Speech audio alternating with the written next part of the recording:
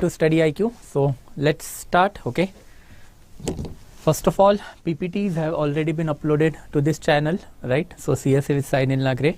So you can get PPT from over here, and apart from that, जो crux material that I usually provide, वो भी upload हो चुका है. So you can get it from there. And let's wait for a minute for other guys to join in. Thereafter we'll start. अगर कोई doubt रहेगा तब तक आपका, you can ask me guys. Okay. तो will start in a minute. Okay, take a break of a minute and 1 minute में चालू करते हैं. तब तक कोई भी डाउट अगर रहेगा then just ask me. Okay guys.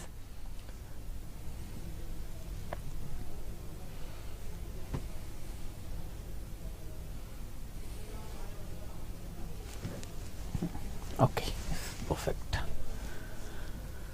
Yes. Okay, so any doubt till here guys. अगर अभी तक के लेक्चर में अगर कोई भी डाउट रहेगा then let me know. Total 27 chapters है RS शर्मा में, तो 27 lectures I am going to take, right? तो 1 lecture per chapter, that is the trend. Okay, ठीक है, हो जाएगा. एक 5-10 मिनट में अपलोड हो जाएगा वो, डोंट वरी अबाउट दैट. ठीक है, but will get it on the Telegram group. Okay, यहाँ पे हो जाएगा एक 5 से 10 मिनट में. PPTs as well as crux दोनों भी जो है वो अपलोड हो जाएगा. Okay, yes. So apart from that anything else if you are having then let me know. Will start. Okay, 1-2 minute में चालू करते हैं. Let other people also join in guys. Okay, okay. So meanwhile और कोई अगर doubt रहेगा that is something that you can ask me. Okay guys. तो till now obviously हम लोगों ने अब बहुत सारी चीज़ें देख ली है. ओके, सो एक एक करके अगर देख ले तो this is the map on which we are still there. पिछले 5 या 6 चैप्टर जो है वो यही सारी चीज़ों के बारे में बात कर रहे हैं. But today there will be a conclusion for the northern and thereafter southern part. इसके ऊपर अब जाएंगे from the tomorrow's lecture onward. But पहले हम लोगों ने देखा था इन्वेजन, देयर आफ्टर हम लोगों ने साउथ में Deccan polity and thereafter Sangam literature and various aspect, that is इनका पॉलिटी एंड एडमिनिस्ट्रेशन कैसे था, सोसाइटी कैसे था, इकोनॉमी कैसे था, and thereafter art and culture जो है उसके भी कुछ कुछ कॉम्पोनेंट हम लोगों ने देख लिए थे. तो by and large I have covered it in a very holistic way. NCERT के बाहर का इन्फॉर्मेशन भी I have tried to give it to you, जो इंपॉर्टेंट लगता है मुझे from the prelims as well as mains perspective. So today's chapter as the name suggest is basically related to the craft, trade and towns in post Mauryan age. तो जो post Mauryan age है उसमें north India में and south India में कौन से different craft industry was there. ये craft industry अगर आपकी डेवलप होगी तो इसका ट्रेड कैसे चल रहा था, एंड देयर आफ्टर फिर कौन से इंपॉर्टेंट टाउन्स जो है वो एमर्ज हुए थे during this specific period of time. तो इसकी इंफॉर्मेशन दी है.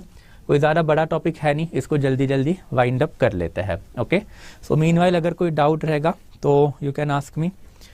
ठीक है, हाँ, पढ़ना है ना यही समझ, वही तो मैंने अभी आपको बताया. अगले वाले लेक्चर में उसके ऊपर जाएंगे, राइट. Don't worry. एनसीईआरटी का जैसे फ्लो चल रहा है वैसे ही मैं ले रहा हूँ, चैप्टर वाइज ले रहा हूँ. सो दैट्स, अदरवाइज मैंने शुंगास एंड कानवास बहुत पहले ही पढ़ा दिया होता, बट ये थोड़ा सा एनसीईआरटी के हिसाब से चल रहा है. सो दैट्स इसको थोड़ा सा एंड में पढ़ेंगे. Okay guys. यस, हाँ. लिटिल जस्टिफिकेशन का क्या मतलब होता है सबीरुद्दीन? मेगालिथिक कल्चर का क्या जस्टिफिकेशन चाहिए? और मेगालिथिक कल्चर का जितना मैंने आपको लास्ट लेक्चर में बताया था उतना ही याद रखना, राइट. 3-4 चीज़ें जो है, दैट इज़ ब्रॉन्ज एज जो साउथ इंडिया में नहीं था. मेगालिथिक फेज को आयन फेज भी बोला जाता है या फिर आयन एज भी बोला जाता है साउथ इंडिया में.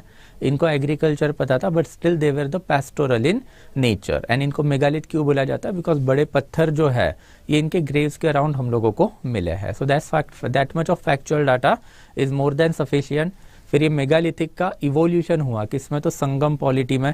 तो ये जो इवोल्यूशन है उसमें पहले के जो 5 डिफरेंट तिनाइन, दैट इज जो एरियाज हुआ करते थे वो हम लोगों ने देख लिया. And thereafter we have seen the evolution of the entire Tamil Sangam literature in the south India, right.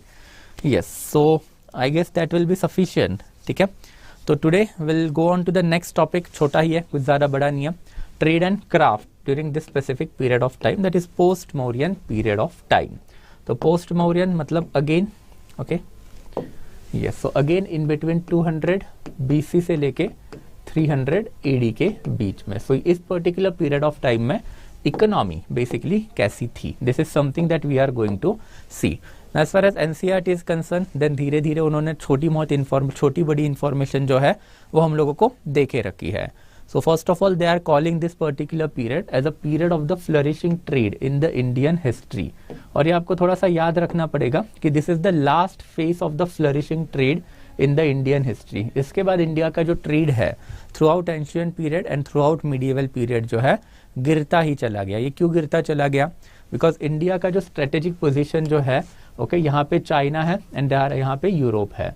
तो इंडिया का जो नॉर्थन वाला जो पार्ट है बेसिकली, ये नॉर्थ वाला पार्ट जो है that is basically the connecting point of the silk route ancient time पे, and India was on the middle of it. तो middle of the silk route के वजह से India was having quite good trade contact with the China as well as with the Roman Empire और the European empire itself. तो majority of the trade का जो हमारा flow था वो आउटवर्ड फ्लो था. इंटरनल इतना ज़्यादा ट्रेड इंडिया में पहले से ही नहीं चलता था. तो बाहर वाला जो ट्रेड है, this particular trade was flourishing during the time of the Mauryan and post Mauryan. But ये वाले फेस में somewhere around 1st century AD में ये वाली जो पूरी की पूरी ट्रेड है ये डिक्लाइन हो गई. वो क्यों हो गई, कैसे हो गई, ये समझेंगे अभी लेक्चर में. बट ये ट्रेड डिक्लाइन हो गई. जैसे ही आपका ट्रेड डिक्लाइन हुआ, आपका सारा का सारा ट्रेड रूट खत्म हो गया एंड देयर आफ्टर फिर इंटरनल इकोनॉमी में एग्रीकल्चर के ऊपर शिफ्ट इंडिया में देखा गया है. तो ट्रेड और अर्बनाइज इकोनॉमी का this is considered as a last phase. इसके बाद ruralization of the Indian economy from the Gupta period onward basically started. तो this is something that's why फिर ये वाला जो लाइन है that this particular period is called as a flourishing period or period of the flourishing trade in the Indian history. Thereafter फिर कुछ sources भी हम लोगों को मिले हैं, जैसे महावस्तु एंड उसके पहले फिर दिघ निकाय. ये दोनों बुद्धिस्ट सोर्सेस हैं. इन दोनों सोर्सेस ने हम लोगों को बहुत सारे अलग अलग ट्रेड क्राफ्ट एक्टिविटीज़ की इंफॉर्मेशन दी है. So for example Digha Nikaya is talking about more than 2 dozens occupation and on the other end Mahavastu जो है it is basically talking about more than 36 type of the occupation. Again ये occupation important है. ये evolution हमने पहले देखा था. एग्रीकल्चर सरप्लस आएगा आपके पास सबसे पहले. जब एग्रीकल्चर सरप्लस आएगा तो एग्रीकल्चर सरप्लस जब आएगा तब मेजॉरिटी ऑफ द पॉपुलेशन है वो फार्मलैंड से बाहर चली जाएगी. They can focus upon multiple profession and जब वो मल्टीपल प्रोफेशन चालू करेंगे तो मल्टीपल क्राफ्ट जो है वो इंडिया में शुरू हो जाएगा. जैसे गोल्ड स्मिथ है, आयरन स्मिथ है, देयर आफ्टर फिर different type of the you can consider pottery makers है. तो ये different trade and active craft activity है इंडिया में चालू हो गई.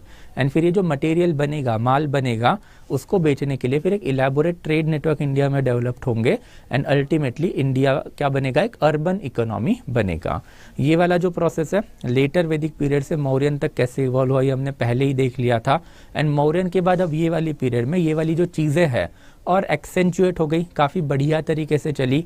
ये क्यों चली? बिकॉज अभी जो इंडिया का ट्रेड है वो एकदम पीक पे था, रोमन के साथ चल रहा था. इंडिया के बहुत सारे आइटम्स हम लोग रोमन्स को देते थे एंड इन रिटर्न रोमन से हम लोगों को क्या आता था, तो बुलियन आता था. बुलियन मतलब basically gold and thereafter silver के कॉइन्स आते थे. तो दैट्स वाई ये ट्रेड एक्टिविटी इस पर्टिकुलर पीरियड ऑफ टाइम में बढ़ी. एंड जब ट्रेड बढ़ा तो आपका जो मल्टीप्लिसिटी ऑफ द प्रोफेशन है, different type of the craft जो है वो भी इंडिया में बढ़ने लग गया. देयर आफ्टर फिर कुछ और इन्फॉर्मेशन दे के रखिए. तो for example Shataka is a type of the cloth जो उस टाइम पे चलता था, जो मथुरा के अराउंड बनता था. अपार्ट फ्रॉम दैट एक दो चीज़ आपको याद रखनी पड़ेगी कि हम लोगों को ताम्रलिप्ति जो पोर्ट है, ओके, तो ताम्रलिप्ति जो है ये बंगाल के अराउंड का पोर्ट है. तो यहाँ पे हम लोगों को different type of the seals के एविडेंसेस मिले हैं विच अगेन अटेस्ट कि यहाँ पे बड़ी लार्ज लेवल पे जो इंडस्ट्रियल ट्रेड जो थी वो होती थी. अपार्ट फ्रॉम दैट पाटलिपुत्र जो है वो भी काफ़ी फेमस ट्रेडिंग सेंटर था. एंड पाटलिपुत्र में क्या बनते थे, तो बीड्स बनते थे. ये बीड्स क्या होते हैं हम लोगों ने हड़प्पा के टाइम पे देखा था. मैंने आपको इसका इमेज भी दिखाया था. I hope it is quite recollectable as of now कि बीड मेकिंग इंडस्ट्री क्या होता है. तो Pataliputra was famous for the bead making industry. Thereafter ये जो मथुरा है it was famous for the textile industry. तो ऐसे एविडेंसेस जो हम लोगों को इस टाइम पे मिले हैं. Coin minting was good. हमने देखा था कि Indo Greek was the first ruler जिन्होंने इंडिया में गोल्ड कॉइन इशू किए थे. एंड देयर आफ्टर वो पहले रूलर थे जिन्होंने ऐसे कॉइन इशू किए थे जिसके ऊपर राजा का इमेज एंड राजा का नाम क्लियरली लिखा था. So they issue first type of the coin which can be attributed to a specific king. But उसके बाद हमने ये भी देखा था कि अब सिर्फ गोल्ड कॉइन ही नहीं, तो गोल्ड के साथ सिल्वर, फिर कॉपर, फिर लीड, देयर आफ्टर पोटीन। तो डिफरेंट डिफरेंट मेटल के जो कॉइन्स है वो इंडिया में अब इशू होने लग गए थे। अगर डिफरेंट डिफरेंट मेटल या फिर डिफरेंट डिफरेंट कॉइन्स अगर इंडिया में इशू हो रहा है तो इसका जो मेटल है उसकी इंडस्ट्री भी काफ़ी फ्लरिशिंग रही होगी एंशियंट इंडिया में। Thereafter different type of the potteries हम लोगों को मिली है। अगेन पॉटरी का सिग्निफिकेंस मैंने आपको पहले भी बताया था, क्या होता है कि pottery is basically the item of storage. आज के टाइम पे हम लोग वाटर स्टोर करने के लिए पॉटरी का यूज करते हैं, बट पुराने जमाने में water and thereafter grains दोनों स्टोर करने के लिए पॉटरी का जो इस्तेमाल है वो हुआ करता था। एंड पॉटरी से हमें मटेरियल कल्चर के बारे में भी पता चलता है। Again in a quick look अगर हम देखें तो अगर आपके घर में चीनी मिट्टी का कटोरा रहेगा तो that is basically rich pottery which shows that कि आपकी जो फाइनेंशियल कंडीशन है दैट इज गुड। वैसे ही अगर आपके घर में कोई ऐसा पॉट है जिसको just for the show and shining के लिए आपने ला के रखा है तो obviously it again shows that your material condition is good. But अब गांव के लेवल पे जाओ या फिर गरीब आदमी के घर पे जाओ, वहाँ पे आपको सिर्फ दो टाइप के पॉट मिलेंगे। एक होता है रेड कलर का पॉट या फिर दूसरा मिलेगा आपको ब्लैक कलर का पॉट और उसके अंदर पानी ही रखा हुआ रहता है। तो बेसिकली मटका होता है वो, राइट। तो ये जो मटका है इट क्लियरली शोज कि it is a sturdy type of the material, sturdy मटका है, तो वो गरीब लोगों के घर में है। तो पॉटरी शोज की सोसाइटी में सोशल स्ट्रेटिफिकेशन है कि नहीं। एंड फिर पॉटरी में बहुत सारी चीज़ें हम लोगों को और भी पता चलती है, राइट।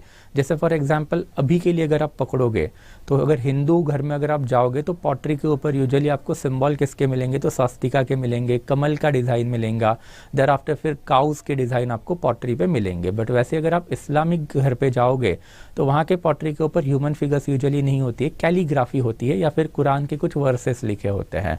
तो ऐसी वाली जो इन्फॉर्मेशन है वो हम लोगों को पॉटरी से मिलती है। ये अभी हम लोगों ने पहले वाले लेक्चर में सारी चीज़ें देख ली थी। तो यहाँ पे भी हम लोगों को different type of the potteries जो है वो मिली है। तो डिफरेंट टाइप ऑफ पॉटरी में again black and red ware जो है वो हम लोगों को यहाँ पे भी सबसे ज़्यादा मिला है।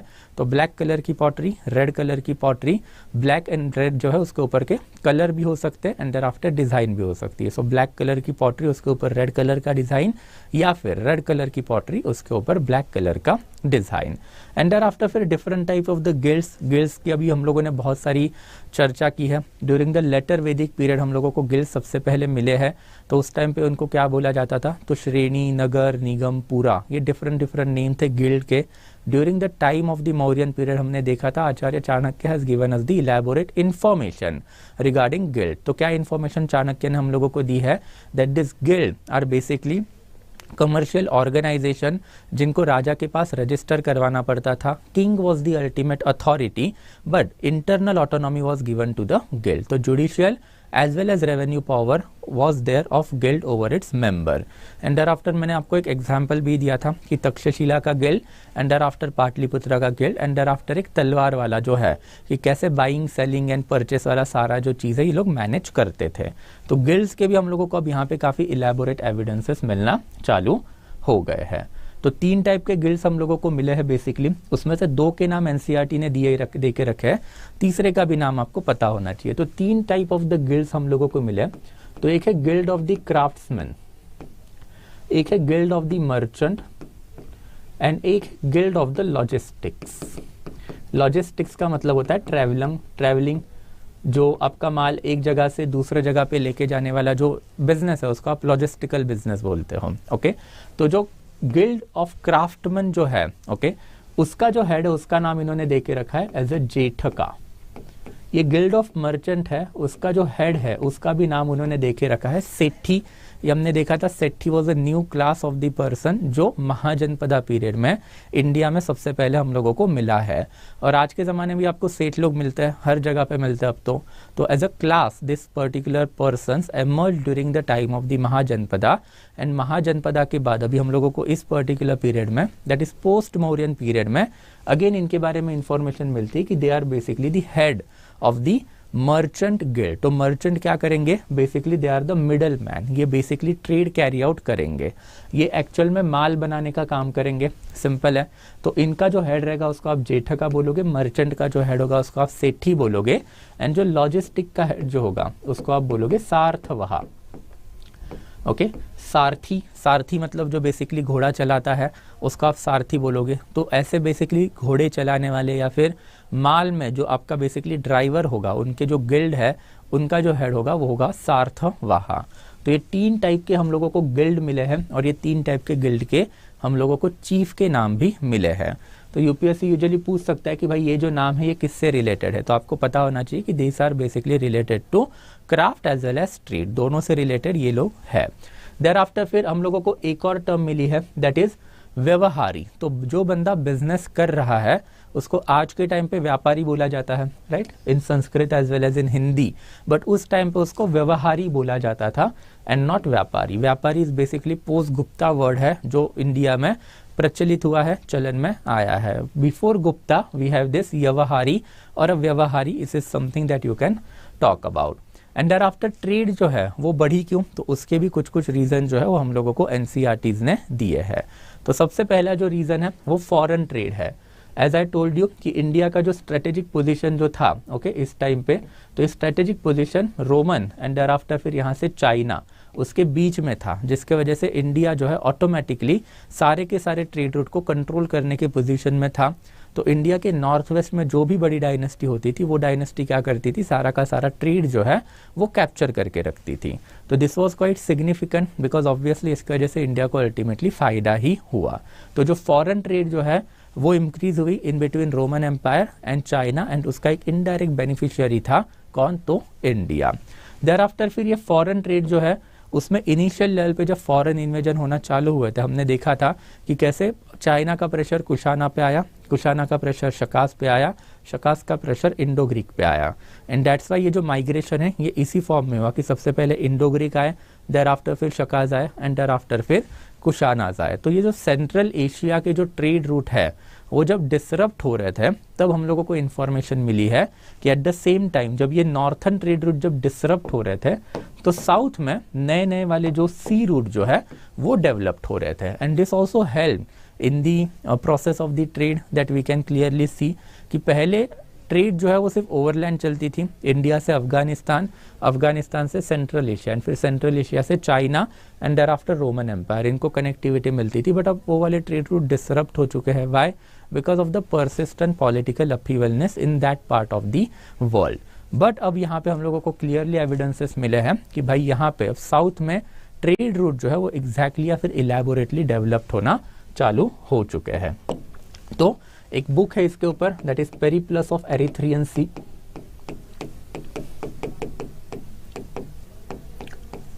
अब ये बुक किसने लिखी हम लोगों को नहीं पता, बट ये जो पेरिप्लस ऑफ एरिथ्रियन सी जो है ये हम लोगों को इंफॉर्मेशन देती है कि trade between Bharuch and Barbaricon, Bharuch and Barbaricon के बीच का जो ट्रेड है उसका एक इलेबोरेट वर्जन ये वाले बुक ने हम लोगों को दे के रखा है। इस बुक का unfortunately we do not know the author, but ये book is quite important because उस टाइम पे पोस्ट मौर्यन पीरियड में जो भी नेवल ट्रेड चलती थी वो नेवल ट्रेड में कौन से आइटम ट्रेड होते थे, देयर आफ्टर ट्रेड में कौन से पिट स्टॉप मतलब कहाँ पे शिप्स रुकती थी, देयर आफ्टर कौन सा एरिया कौन से राजा के अंडर था, ये सारी चीज़ें बताने का काम जो है वो ये वाले बुक ने हमारे लिए करके रखा है। एंड यहाँ पे थोड़ा सा okay if I show it to you then this is the map, आपको मिल जाएगा एकदम एंड में। तो इसको अगर दिख नहीं रहा होगा तो थोड़ा सा जूम करके देखोगे ओके। तो ये वाला मैप जो है okay it is basically the trade routes of India in between 200 BC से लेके 300 AD के बीच में। तो if you look at this specific map, ठीक है, तो ये मैप के एकदम इस तरफ अगर आप देखोगे, ठीक है, तो this is basically you can clearly सी, यहाँ पे आपको समझ में आएगा ओके। सबसे पहले तो आपका यहाँ पे अभी जो तक्षशिला था जो एक ज़माने में नॉर्थन ट्रेड रूट का एकदम टिप हुआ करता था, वो नॉर्थन ट्रेड रूट का जो टिप है उसके आगे अभी सेंट्रल एशिया के जो कॉन्टैक्ट है उसमें हम लोगों को नई साइट्स मिलना चालू हुई है। तो पुष्कलवती जो है वो पेशावर के हार्डली 10-15 किलोमीटर के अवे वाला सिटी है। तो पेशावर अभी तक डेवलप नहीं हुआ था, पेशावर का एंशियंट नाम है पुरुषपुरा था। पुरुषपुरा से पहले Pushkalavati was the actual town, and Pushkalavati के बाद में फिर Purushapura that is modern day Peshawar है वो डेवलप्ड हुआ। बट अभी यहाँ पे हम लोगों को कुछ नए सेटलमेंट दिखते हैं। फिर ये वाला जो रास्ता है वो सीधा सीधा नीचे आता है, नीचे आने के बाद यू कैन क्लियरली सी यहाँ से अगर ये नीचे आता है तो इम्पोर्टेंट इसमें जो आपको एक टाउन मिलेगा वो मिलेगा श्रावस्ती। तो ये श्रावस्ती एंशियंट टाइम पे भी काफ़ी इंपॉर्टेंट टाउन था, it use to be the capital of the Koshala dynasty. फिर ये श्रावस्ती से है नीचे उतरेगा दैट इज पाटलिपुत्र, यहाँ पे आपको पाटलिपुत्र दिखेगा, एंड फिर पाटलिपुत्र से आगे जो है it will go to the Tamralipti वाला पोर्ट। ये बन गया आपका पूरा का पूरा नॉर्थन ट्रेडिंग रूट, बट ये नॉर्थन ट्रेडिंग रूट जो हमेशा शिफ्ट होता था, तो ये वाला जो सबसे पहला जो ट्रेड रूट है नॉर्थन वाला वो यही बनेगा, दैट इज तक्षशिला, तक्षशिला से श्रावस्ती, श्रावस्ती से पाटलिपुत्र, एंड पाटलिपुत्र से आगे फिर ताम्रलिप्ति वाला सी पोर्ट है वहां पर। बट बाद में इसका थोड़ा सा शिफ्टिंग हुआ साउथर्न साइड में। तो नाउ यू कैन क्लियरली सी, जब आप यहाँ से नीचे आओगे सियालकोट, सियालकोट को एंशिएंट टाइम पे सकला बोला करते थे, तो वहां से एक नीचे एक ट्रेड रूट उतरता था जो जाता था मथुरा में। तो Mathura became the quite important town. और ये जो मथुरा जो है, मथुरा से फिर later on you can clearly सी एक रास्ता नीचे जाएगा उज्जैन में, उज्जैन से एक रास्ता नीचे जो है वो सीधा सीधा चला जाएगा आपका कहाँ पे, तो ऑब्वियसली पैठन में, that is basically capital of the ancient Ashmaka dynasty, अगर याद रहेगा महाजनपदा का, या फिर सातवाहना की dynasty during this specific period of time. तो ये बन जाता है आपका दक्षिण पथ। तो दक्षिण पथ एक जमाने में श्रावस्ती से नीचे आता था, श्रावस्ती से नीचे आप कन्नौज में आओगे, कन्नौज से नीचे विदिशा, विदिशा से नीचे उज्जैन, एंड उज्जैन से नीचे फिर डायरेक्टली दक्षिण पथ। बट अभी ये वाला जो नया है that is Mathura, that is quite prominent during this specific period of time. और ये वाले जो ट्रेड रूट है ये डिसरप्ट हुए थे for a some period of time, जब इंडो ग्रीक, देयर आफ्टर फिर शकाज, एंड देयर आफ्टर फिर कुशानाज, इन दोनों के बीच में Pahlavas were also there, but we have already seen कि पहलवाज जो है वो पर्शिया की डायनेस्टी, उसका और इंडिया का एज सच कोई लेना देना था नहीं। तो ये तीनों जो डायनेस्टीज है उनकी वजह से जब ये ट्रेड रूट डिसरप्ट होना चालू हो गए, तब फिर इन्होंने क्या किया, जो कोस्टल रूट है वो ढूंढना चालू कर दिए थे। तो now you can clearly see Bharuch, okay, that is Bharukachchha, जो इंपॉर्टेंट ट्रेडिंग रूट है, इसके बारे में मैंने आपको सातवाहना के टाइम पे भी बताया था कि Bharuch and thereafter Soparaka, that is Sopara, ये दोनों इंपॉर्टेंट ट्रेडिंग पोर्ट थे सातवाहना के। तो यहाँ से now you can clearly see west जो कोस्टल ट्रेडिंग रूट है वो डेवलप्ड होना इन्होंने चालू कर दिया था। तो भरूच से एक रास्ता सीधा निकलता था पटला के लिए, पटला से रूरका, एंड यहाँ से फिर अलेक्जेंड्रोपोलिस, काफी इंपॉर्टेंट टाउन है। This town was on the ancient silk route, तो एक नया रेड रोड इन्होंने बना दिया था। And thereafter as far as coastal trade is concern, then ये जो बैरबैरिकॉम है जो मैंने अभी आपको बताया था, पेरिप्लस ऑफ एरिथ्रियन सी है, तो उसमें ये वाले जो टाउन है Barbaricum and thereafter Soparaka and Bharuch इनका ट्रेड। यूपीएससी एक बार ऐसे सवाल पूछ चुका है कि वेस्टर्न कोस्ट में कौन से पोर्ट थे एंड ईस्टर्न कोस्ट पे कौन से पोर्ट है। तो अभी आपको पता होना चाहिए कि यहाँ पे ईस्टर्न पोर्ट पे हम लोगों को ताम्रलिप्ति मिला है, एंड वेस्टर्न पोर्ट पे हमारे पास कौन से इंपॉर्टेंट है, तो Sopara, Bharuch, and thereafter फिर बैरबैरिकॉम। ये जो बैरबैरिकॉम है ये अभी मॉडर्न डे कराची के अराउंड आप इसको कंसिडर कर सकते हो।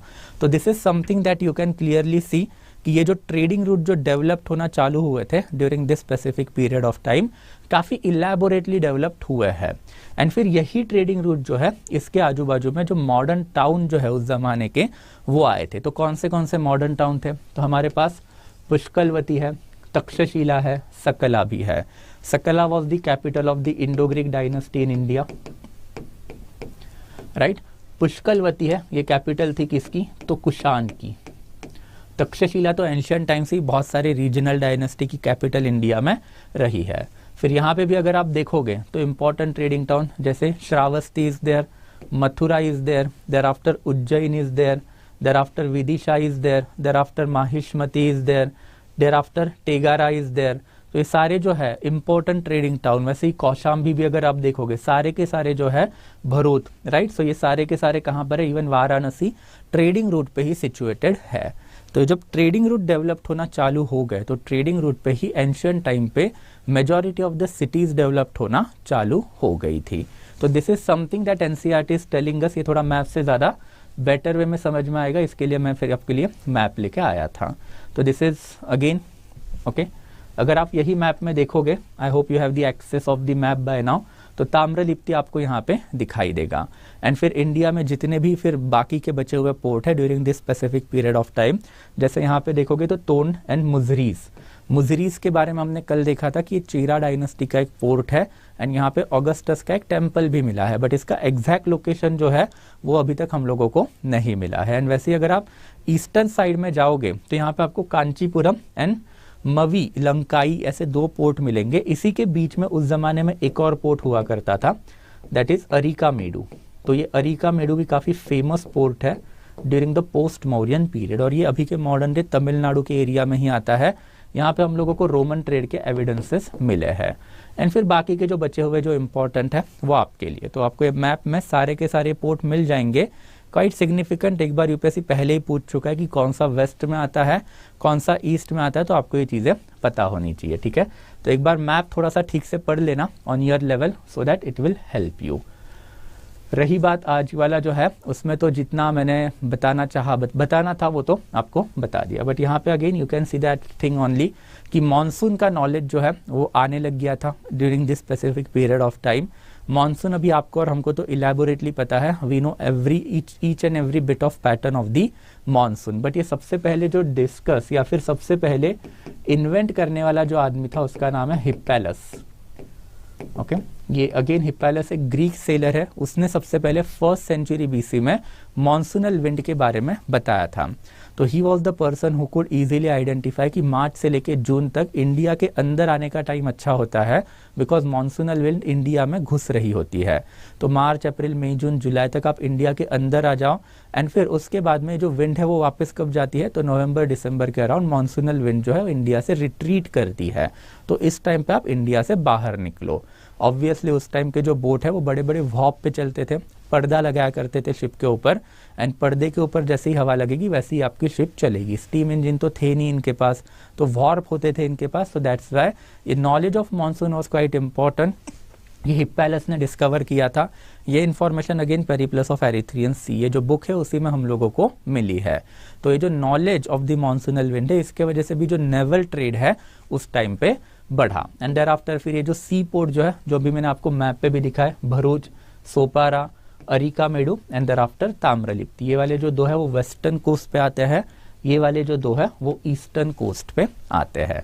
देयर आफ्टर फिर शकाज एंड कुशानाज ने जो नए वाले जो ट्रेडिंग रूट कोस्टल एरिया पे जो डेवलप किए थे, अलेक्जेंड्रोपोलिस से लेके भरूच तक, बिकॉज शकाज एंड कुशानाज के पास ये एरिया था, तो उसके बारे में भी बात की। मैप एनसीईआरटी ने नाम नहीं दिए है, सो दैट्स वाई फिर मैंने आपके लिए वो मैप लाया, तो मैप में आपको थोड़ा सा क्लियरली समझ में आ जाएगा।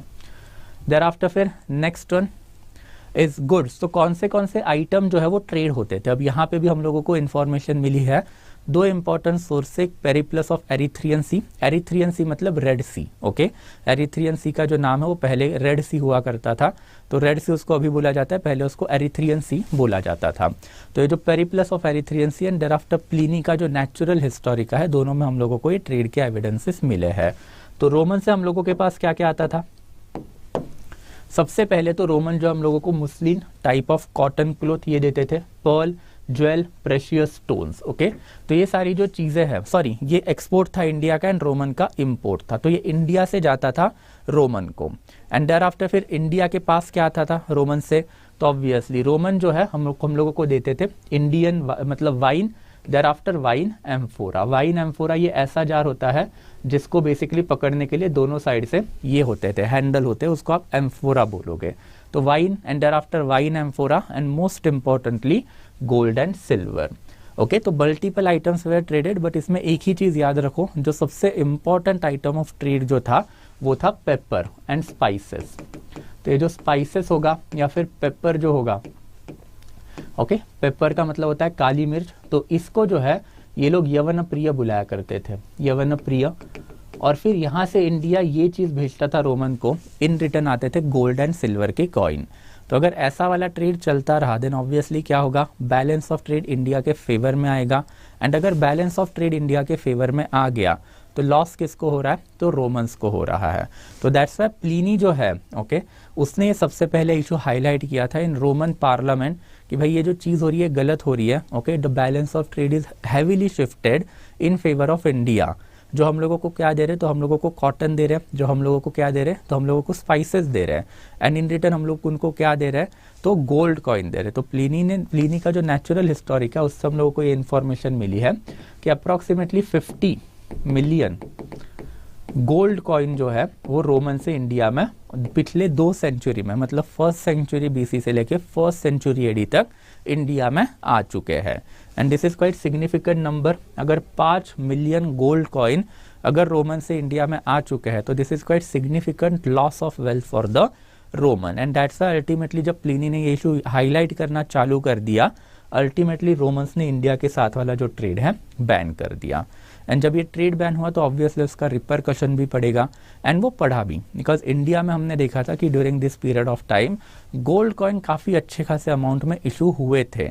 तो be it Indo Greek, thereafter Kushanas, okay, इन सब ने क्या किए थे, गोल्ड कॉइन जो वो इंडिया में इशू करके रखे थे। बट ये गोल्ड आ कहाँ से रहा था, रोमन से आ रहा था। इन रिटर्न हम इनको स्पाइसेस दे रहे थे, कॉटन दे रहे थे। अब रोमन ने बोला कि भाई ट्रेड नहीं करेंगे। अगर रोमन ने ट्रेड बैन कर दी तो इंडिया में गोल्ड आएगा क्या, नहीं आएगा। और यही एविडेंसेस फिर हम लोगों को इसके बाद जो है मिलना चालू हो गए थे। तो this is something about the items जो ट्रेड हो रहे थे, एंड उसके वजह से अल्टीमेटली क्या इम्पैक्ट इंडिया के ऊपर इसका पड़ा। ओके, देयर आफ्टर फिर मॉनिटरी इकोनॉमी, तो different type of the coins, अगर फायदा हुआ तो फायदा भी तो दिखाना पड़ेगा। तो different type of the coin, जिसमें कुशाना ने सबसे पहले गोल्ड कॉइन इशू करके रखे थे। देयर आफ्टर ये गोल्ड आता कहाँ सा था, तो ऑब्वियसली सेंट्रल एशिया, मतलब रोमन ट्रेड से आता था। कुछ कर्नाटका का जो कोलार गोल्ड फील्ड है, दैट इज KGF, वहां से आता था। एंड कुछ वाला जो है वो झारखंड वाले एरिया से ये लोग लाते थे। कुशाना के गोल्ड कॉइन को आप दिनार बोलोगे, ओके। ये दिनार जो है वो गुप्ता के टाइम पे भी वर्ड जो है वो यूज हुआ करता था। तो Gupta as well as Kushana के जो गोल्ड कॉइन है उसको दिनार बोला जाता था। अपार्ट फ्रॉम दैट हम लोगों को बहुत सारे डिफरेंट मेटल के कॉइन्स भी मिले हैं, that is lead, protein and copper. हम लोगों ने जब किंग देखे थे तो किंग के साथ साथ कौन से किंग ने कौन से कॉइन इशू किए हैं वो हमने देखा भी था, जिसमें लीड एंड पोतीन जो है वो सातवाहनाज ने यूजुअली इशू किए थे, राइट। तो सातवाहनाज ने इनको मैक्सिमम पीरियड, मैक्सिमम अमाउंट में इशू किया था। एंड देयर आफ्टर जो कॉपर कॉइन जो है को कुशाना ने इंट्रोड्यूस किए थे। लार्जेस्ट नंबर के जो कॉपर कॉइन है वो भी हम लोगों को कुशाना के पीरियड के मिले हैं। Largest number of the gold coin है वो हमको गुप्ता के पीरियड के मिले हैं, ओके। एंड देयर आफ्टर फिर कॉपर एंड ब्रॉन्ज कॉइन जो है वो इंडिया में लोकल रूलर्स है उन्होंने भी इशू किए थे। कुछ लोकल रूलर्स के नाम जो हम लोगों को NCERT ने दे के भी रखे हैं, दैट इज युधेयाज जो अराउंड हरियाणा एंड पंजाब वाला एरिया कैप्चर करके रखे थे, एंड नागाज, ये जो नागाज जो है वो central India and thereafter eastern India की ट्राइब्स हुआ करती थी।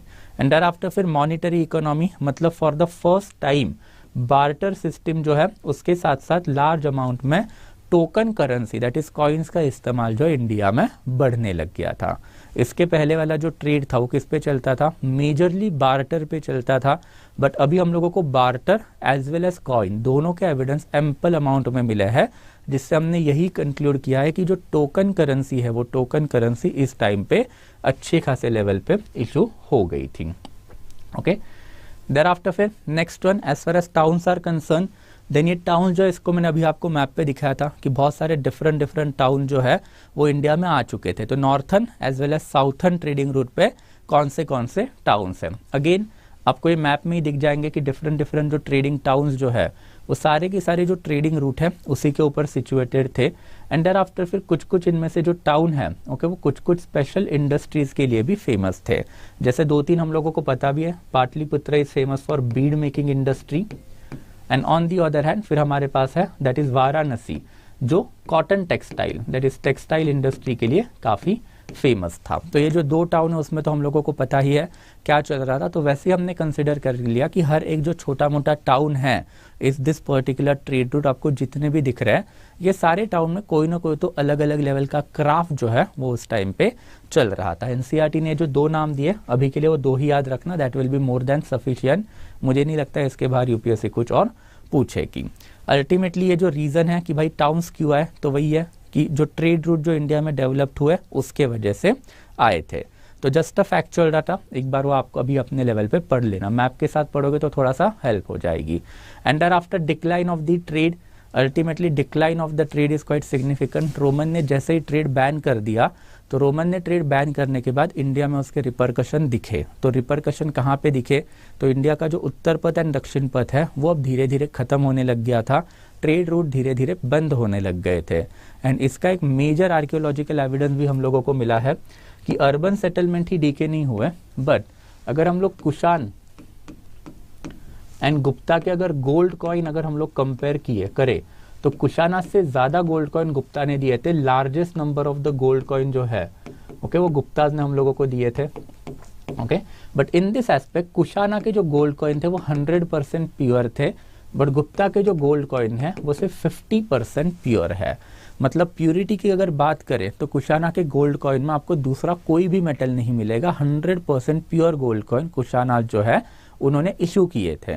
But on the other hand जब हम लोगों ने गुप्ता का जो सोने का सिक्का है उसको पिघलाया तो हम लोगों को ये पता चला कि गोल्ड में कुछ ना कुछ तो इम्प्यूरिटीज है, कुछ ना कुछ तो मिलावट है। ये मिलावट किसकी थी?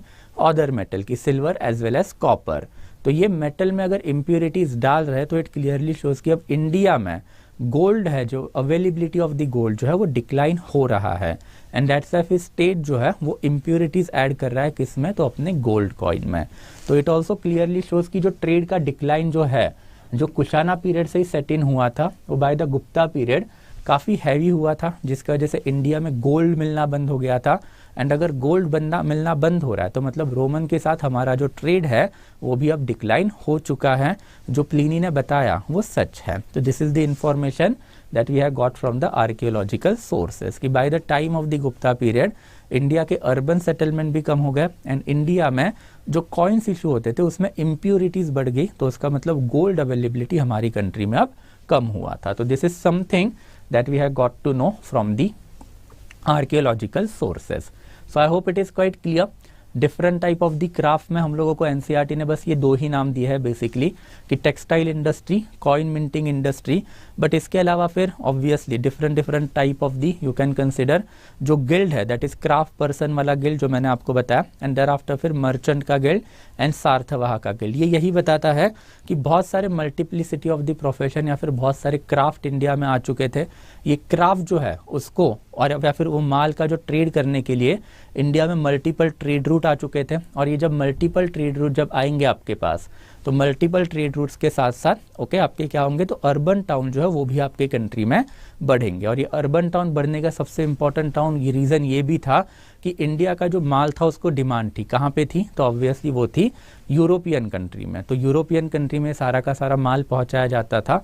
एंड एक और फायदा इंडिया को वही था कि India was a transit route. Transit route किसके लिए? इस तरफ चाइना, उस तरफ रोमन एम्पायर। तो चाइना से जो सिल्क आता था वो इंडिया के थ्रू ही आगे बेचा जाता था। तो ये बेसिकली सिल्क रूट के लिए India was a transit item या फिर India was carrying out a transit trade off the silk root. हम बनाते नहीं थे, हम चाइना से लेके आते थे और फिर यहाँ से आगे उसको भेज देते थे।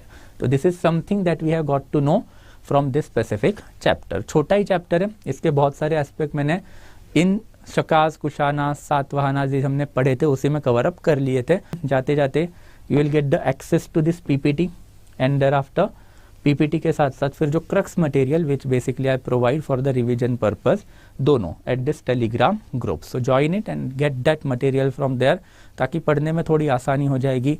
अभी के लिए मार्केट में कोई भी जो क्रक्स मटेरियल है आप आर.एस. शर्मा का वो अवेलेबल नहीं है। तो this is something that I am providing you. It will always add your preparation in an efficient manner. So that will be it from my side guys today. Now I will be taking your doubt. अगर कोई doubts आपको रहेंगे then you can let me know. Okay guys,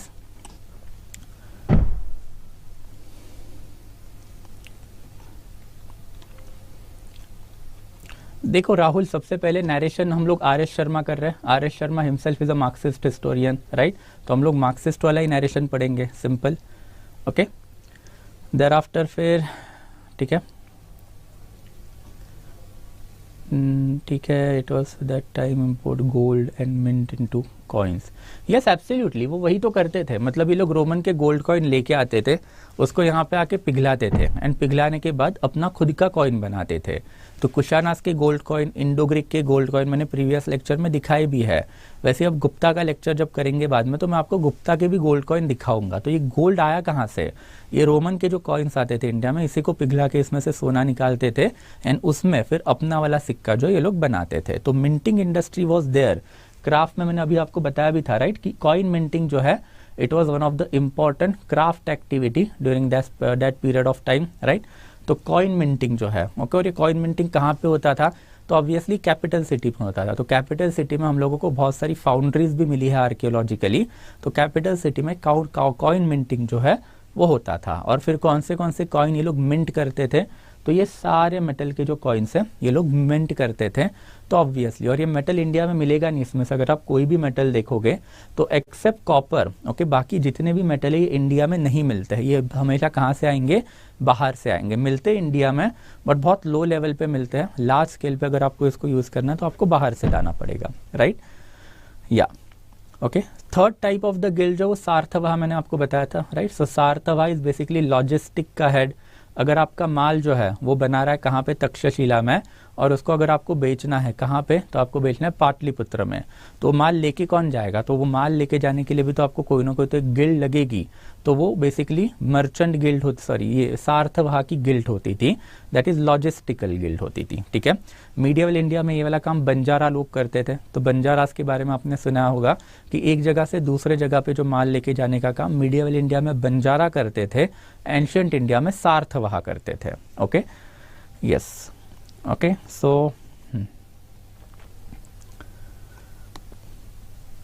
okay, so यार ये Mitakshara and Dayabhaga जब गुप्ता में जाएंगे तब देखेंगे, नॉट ओवर हियर, ठीक है। या ओके, डिफरेंस बिटवीन खारोष्टी प्रकृति, ये हर दिन आके पूछोगे, मैं हर दिन आपको आंसर नहीं दूंगा unless and until you tell me whether you have seen the previous lecture, ठीक है हर्ष। हाँ,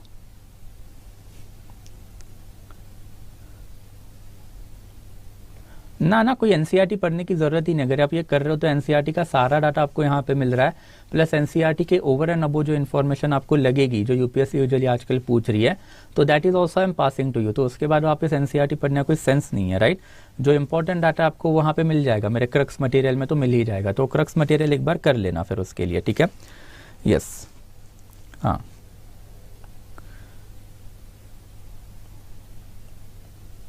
नहीं, एक्सटर्नल ट्रेड मौर्यंस के टाइम पे इतना ज़्यादा नहीं था। और एक्सटर्नल ट्रेड जो मौर्यंस के टाइम पे था वो सिर्फ लग्जोरियस आइटम वाला ट्रेड था। तो लग्जोरियस आइटम में हम लोग क्या मिला है, तो wine and thereafter cotton textile, जो लग्जोरियस आइटम हुआ करते थे उसी में ट्रेड था। बट अभी हम लोगों को पता चला कि भाई ट्रेड जो है वो डिफरेंट चीज़ के लिए हो रहा है। जैसे रोमन की पॉटरी है वो हम लोग इंडिया में मंगवा रहे हैं, जैसे वाइन एम्फोरा, राइट। वैसे ही फिर हम लोग उनको क्या बेच रहे हैं, स्पाइसेस कोई लग्जरी आइटम तो है नहीं, इंडिया में आसानी से मिलने वाला आइटम है। तो छोटी छोटी चीज़ों की जो डिमांड है वो वेस्टर्न मार्केट में बढ़ी, रोमन एम्पायर में बढ़ी, एंड फिर ये इंडिया से वहाँ पे जाने लग गई, एंड फिर वहाँ से इन रिटर्न हम लोगों को क्या आने लग गया, गोल्ड आने लग गया।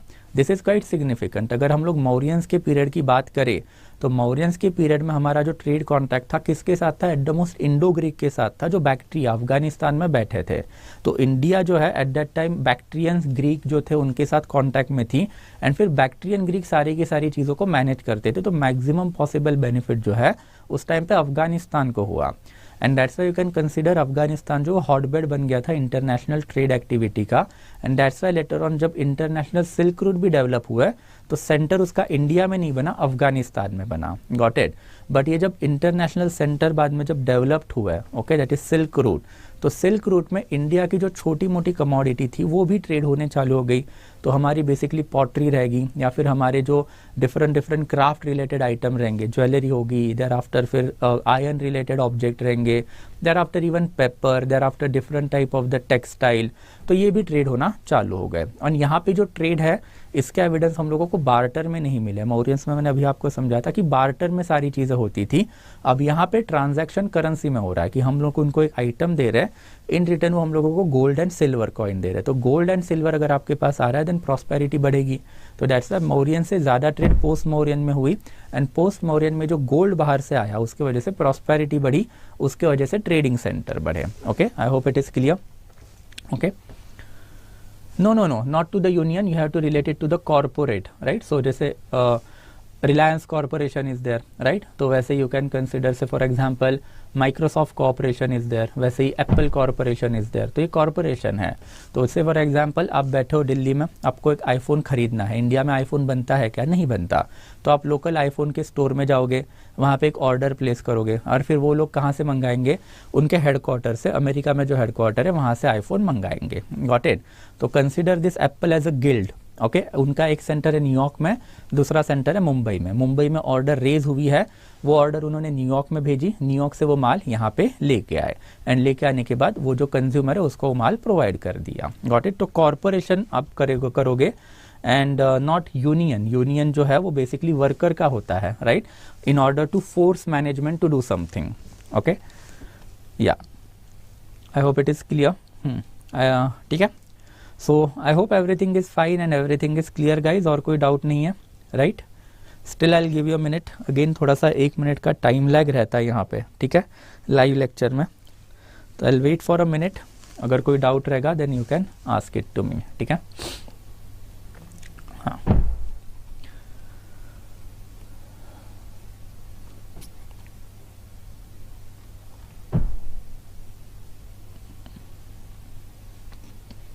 Yes, anything else guys. और कोई डाउट रहेगा तो जल्दी जल्दी बताइए. ओके,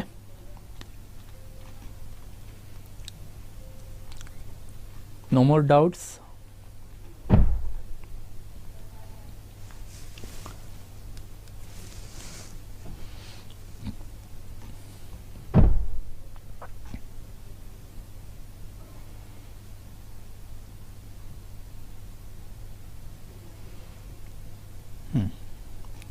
चलो यार, thank you so much, thank you guys. हाँ, यस यार, मैंने पहले से ही बताया था that is more than sufficient. देखो, एक कॉस्ट बेनिफिट एनालिसिस होता है.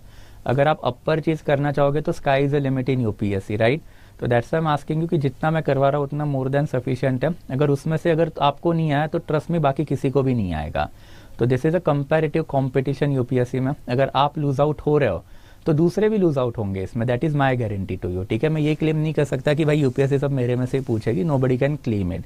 बट मैं ये तो डेफिनेटली क्लेम कर सकता हूँ कि इसके बाहर का अगर यूपीएससी ने कुछ पूछ लिया ना तो किसी को नहीं आएगा. गॉट इट, सिंपल है. ओके, चलो. Okay, so I hope that is enough. Okay, no more doubts are there. So thank you so much guys. Again will meet tomorrow 7 o'clock, ठीक है. तो will start with the next chapter, ठीक है. चलो, thank you so much guys. I will be stopping the lecture now. मिलते हैं कल 7 o'clock.